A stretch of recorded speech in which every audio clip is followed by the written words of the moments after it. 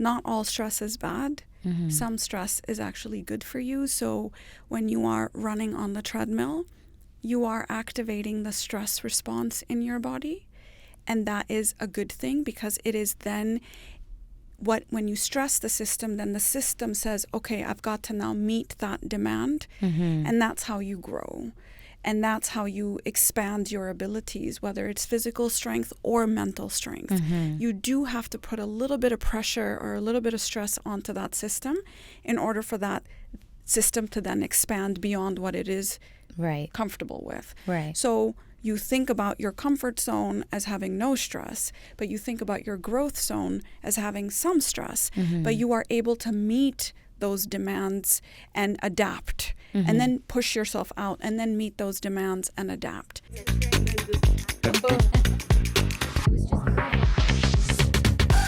Okay, so I'm not sure if this was answered like in our conversation, but this was one of the questions I had. What's the difference between acute and chronic stress? This is something that I read up about, and I was like, okay, I've never heard of that before. What is the difference between the two? Acute is short term. Okay. Acute meaning short and small. Acute stress, we can deal with. It comes and it goes. So acute stress could be like, end of the year reports. We're under acute stress right now. Chronic stress is we are working in a psychologically unsafe environment. We are living in an environment with many microstressors. That is chronic. Chronic meaning long term. Constant. Okay. Chronic, not good. Acute pushes you. You still have to manage it. You still aren't going to perform your best if you're really under too much stress. But it usually doesn't last very long. Yeah. So it's temporary. It's sort of like project based, basically, kind of. Okay. So we spoke about stress, and we spoke about what causes it, and we spoke about the different types of stress. So the big S, the small s, acute, chronic. What can I do to prevent this? So like, what are some stress management, mechanisms that a person can do so that they don't reach that point? What are certain things that I may do during my day that will make a big difference by the end of the week so I don't feel overwhelmed? What are certain, if you can give people tips on what to do during your day so you do not reach that point where you shut down?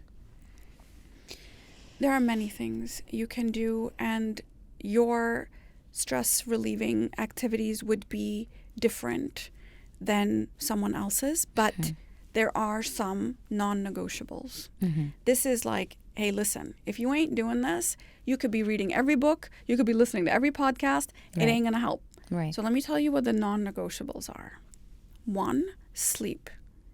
It is a non-negotiable. You can come to therapy until 7 years from now, twice a week. And if you aren't sleeping, it's not going to help. Because what sleep does, that's a whole other podcast, by the way. I'm not going to go into the details of that, but you need the sleep, because if you don't sleep 7 to 8 hours of good quality sleep, not just passing out at 2 a.m, good quality sleep, you are 60% more reactive in the day. So you come into the day, you have stress, I have stress, I slept well, I'm more able. We have the same resource, literally the same exact person. Same background, same history, everything. I am my clone of me, okay? And they come in, this one slept and this one didn't. This one is going to be more reactive.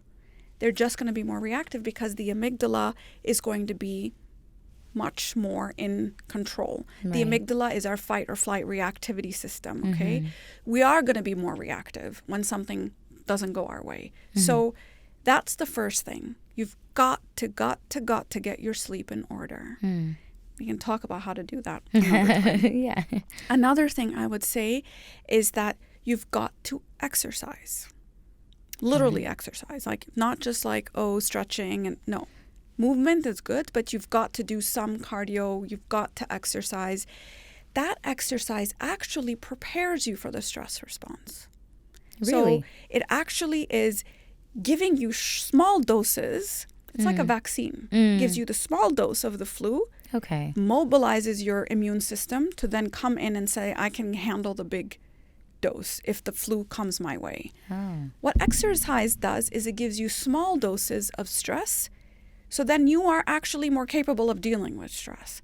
It not only does that, it actually releases stress. It gives you positive chemicals like endorphins and serotonin and dopamine and all the beautiful things that Right. we want. Yeah. So not only is it protective, it actually is generative for you when it comes to what it does for you. So exercise is a non-negotiable. If you're sitting all day and you're dealing with stress, even if you're sleeping, you're not fully resourced. Yeah. And then the third thing that I would say, eat right. 90% of our serotonin, which is our happy chemical, which is in antidepressants and all different types of medications, is in our gut. It's produced in our gut.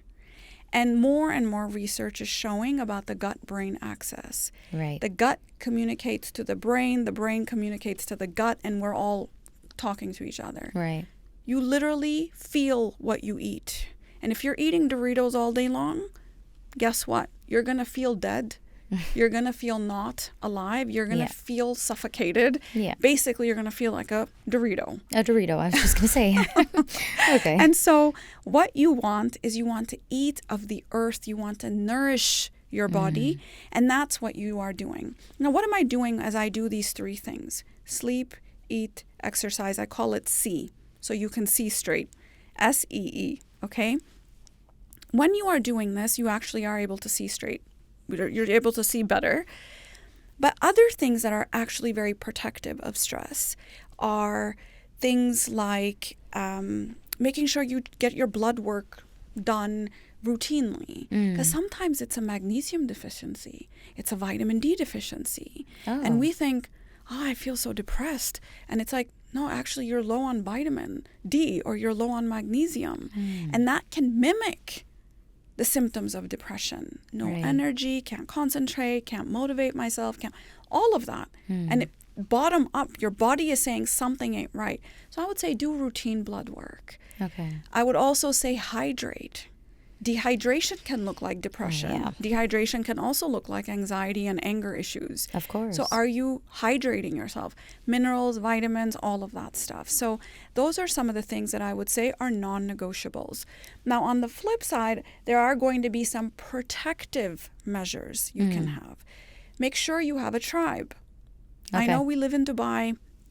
It's a transient community, although it's not so much as anymore. Yeah. But you want, even if you're here for 2 years, find your people. Right. Whether it's your cycling club or your book club or your work people, find your people. You need people. We are tribal people for as long as time. Right. We have been tribal people. So who is your tribe? And they can't be the people that are living across the ocean because they're not accessible to you in the same time zone as you. And if I'm really stressed, I need you. Right. I need you to help me regulate. So who are your people here? Find those people. That is the number one most protective measure against stress. It mitigates, it regulates when it comes to stress, okay? Yeah. And then I would say is that build coping skills.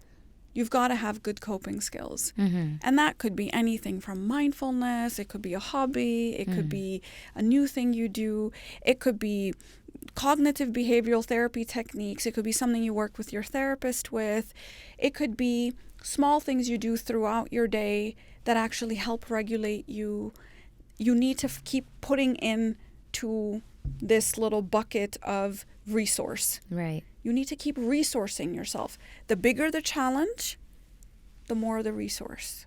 Right. And there are times where I go through, for example, September is a very hectic time as a mother of 4 children, one in boarding school, one in this curriculum, one in that curriculum. All of this stuff is moving, and then the business really takes off in September. The demands on me are high Yeah. at that point. I turned down the socializing. I love socializing. I have a few people that I hang out with, but like the big social events, no, I'm not doing those. So I turned those down because that also takes resources. So I don't want to get dressed up, and I don't want to go out, and I don't want to be in loud environments, and I don't want to stay out late, and I don't want to eat foods that might compromise me. I can do that regularly in different months, but in September, it's just buckle down and let's get a system in order for the first 6 weeks. Right. So during major adjustment periods, I would say to people and parents, generally human beings, when you are in an adjustment period, which is any adjustment, you have a new job, you have a new child, you have a new marriage, you have a new relationship. Right. Any adjustment, give it 6 weeks. Buckle down. You've got to go into like Olympian mode. Resource up. Right. Limit the things that chip away at you, because you're going to need that. Right. Right. So I'm glad you mentioned that, because I think that a lot of us, again, with the social life, you were saying you turn that down a little. That's sometimes an escape for people. Like when they feel like they're overstressed, they feel like that social aspect is going to help them, when it doesn't necessarily. Like it actually, stresses them out even more, because they think about, oh, I need to get dressed, and what am I going to wear, and where are we going? And then you stay up late, which affects your sleep, and so on and so forth. So it sort of affects every other aspect. The second thing that I wanted to comment on is finding your people. I actually love that. That's beautiful, because sometimes finding the wrong people can actually be what harms you. And I feel like finding the right people is so important, and is sometimes difficult to find the right people that will give you the right energy, and that will give you the right encouragement in the right place. So I really like those two. But I would just correct one thing. Yeah. It's not sometimes. It actually is. I mean, it's a researched fact that if you have the wrong people around you, you are far more compromised.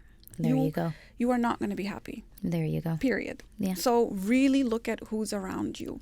And of course, we can't choose our family, and we might be in places where we have to deal with difficult colleagues. You're just going to have to limit those interactions, and you're going to resource up before you go in front of those people. Exactly, yes. But who are your people that you go to, where you are in your pajamas, and you can just be like, hey, listen, I just want to talk, and hey, why don't you come hang out and let's have a burger? Like, it's not about what you do. It's just you're hanging out and being with those people. Right. And they're being with you. You are supporting them, and they are supporting you just by being with each other. Yes, exactly. Okay, so moving into like professionally, do you feel that there are some people that are more prone to stress? Yeah. Sure. Are there certain like personalities or certain people that are just more prone to stress? I'm actually curious to know, because is it an excuse or is it actually true? Like, are people, like if someone comes and says, oh, I'm more prone to it, sort of like when you were saying, I'm predisposed to get diabetes, for instance. But do you feel like some people are more prone to stress? I think your childhood experiences, people with perfectionistic tendencies, people with type A personalities, that kind of highly driven, highly ambitious, highly like not intolerant of things that go wrong, like that type of person is going to be far more stressed. So there are certain life circumstances also that happen, which then are depleting us so much of our resources that we are going to be more prone. So it's not just, oh, I was predisposed to stress because I lived in a stressful home environment. That is a predisposition, that my system is charged up because I had traumatic childhood, or I had complex trauma during my childhood, relational trauma, a traumatic childhood that I lived in, parents that were actually quite volatile, violent, or aggressive. Any of these things puts us in this vigilant state. And when we're in that vigilant state, we are just looking for that thing to go wrong. So that is a predisposition of life experiences that can charge people up a certain way. But it also is, you could be a pretty chilled out person, but life is asking a lot of you now. Maybe you're going through a divorce. and you just had a baby, or maybe you had a death in the family, and your job, you just got promoted. Like, it's about what is life asking of you, Right. and are you able with the resources you have? And that doesn't mean that you step down from life. That just means you've got to resource up more Right. in order to meet those demands. Right. So that's where it's like, get support, because that's support that lifts you Yeah. into being able to meet those demands. Right. This is where the bigger the life gets, the more you want to do in your life, you're gonna need support. You cannot do it alone. It's impossible.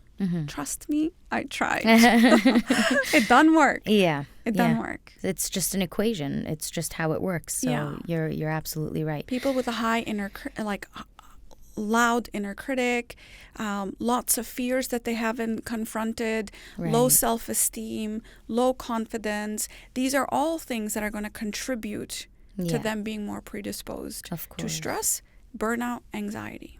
Of course, of course. Okay, so we can talk about stress until tomorrow.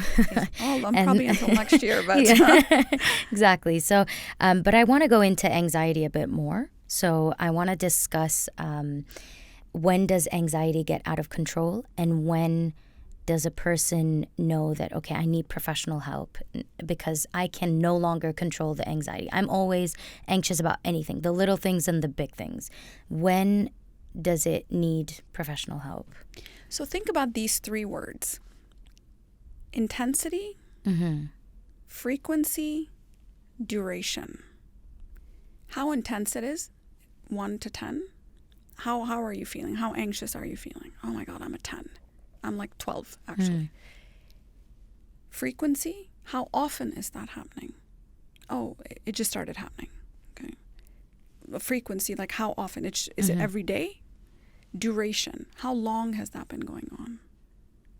Now, if my daughter comes to me and says, I'm anxious or I'm depressed, I'm looking for these 3 things.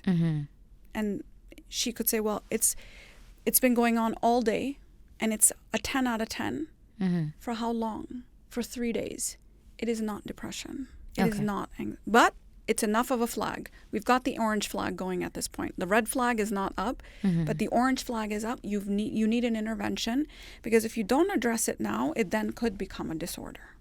You see? So it's no, it doesn't, you just don't wake up one day and you're anxious. Of course. You don't just wake up one day and you have a clinical diagnosis of depression. Right.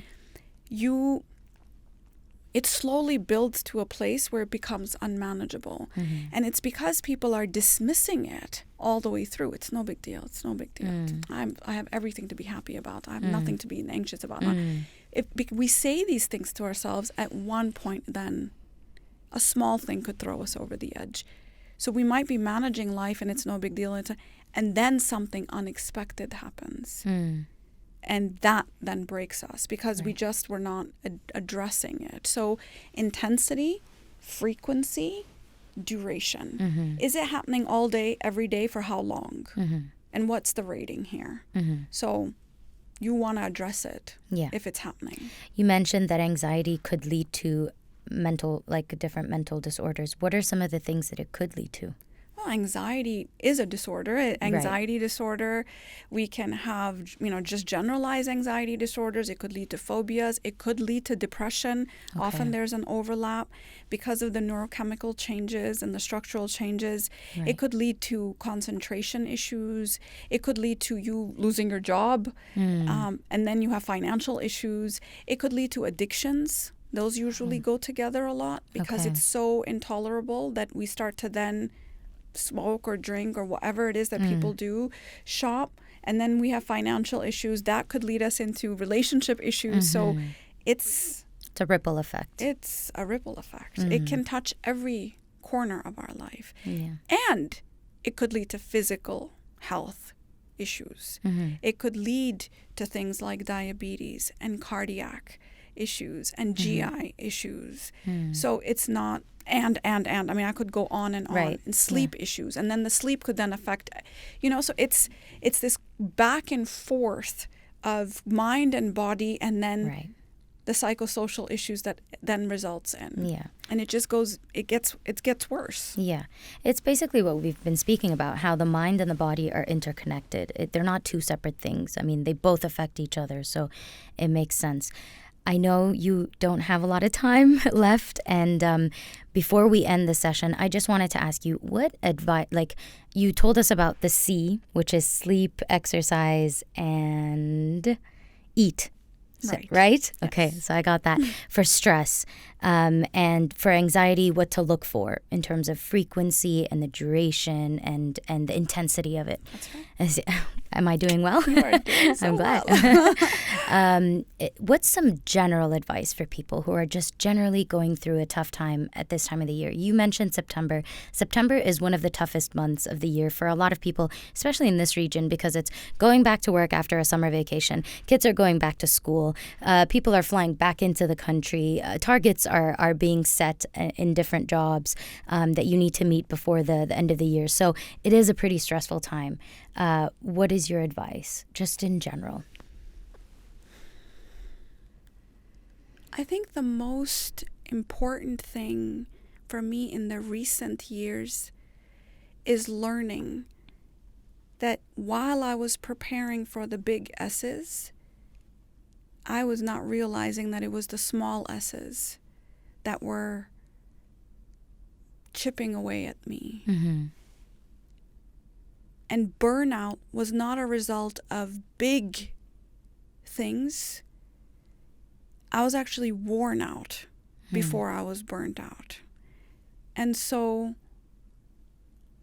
look for the small things you can change in your life. Ease the small annoyances and issues. Put systems in place for those small things that are annoyances. So you actually have the resources to deal with the big things when they come. Right. That's one thing. The second thing that I would say is that you've got to come at life with a level of discipline. I love this go with the flow, but no. Like, you've got to go with like scheduled, disciplined health activities, things that feed you. If I go with the flow, I ain't gonna flow into the gym. It's not gonna happen. Yeah. Like, you've got to schedule in. You need a structure. A schedule. When am I gonna see my friends? When am I gonna exercise? When am I gonna do professional development? When am I gonna make sure that I am doing something I love? It's called hedonistic scheduling, right? But you've got to schedule it in. Yeah. It's not going to happen. Life will spill over into your whole schedule and you will not have space for you. Yeah. So it's going to be very important to put yourself in that schedule because it will get taken up by everything else. Yeah. And I would say the third thing and the last thing is take tiny steps. Most of us think, I've been in my life, actually, there were times when baby steps were like too big. What baby step? I don't have the energy for baby steps. Don't take baby steps. Take tiny steps towards your goal. It does matter. So sometimes people are like, well, what's me walking to my car, parked far away, gonna do for my health goals? Park far away. It's okay. Walk. It'll make a difference. It makes every step makes a difference. So look for the tiny shifts that you can make in your day that serve you. I like because that. Then you are feeling like I'm actually doing something for myself. You know, the research shows that even if you put one flower and you look at it for a few seconds a day throughout your day, you're walking and then you pause, you take a deep breath and you walk. Just that calms your nervous system. Yeah. Those small things, and you say, I did something for myself. I showed up for myself. And then the momentum builds.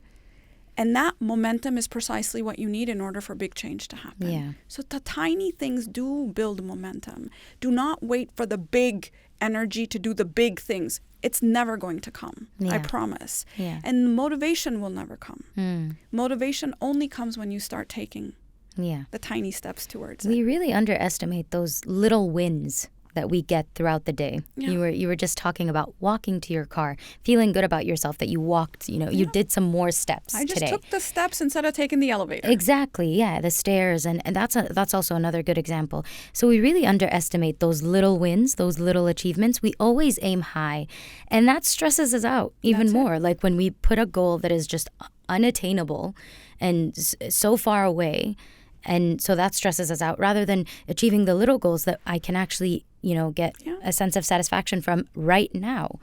So, absolutely. And it will move you. Like people will say, I want to do 1 hour in the gym every day.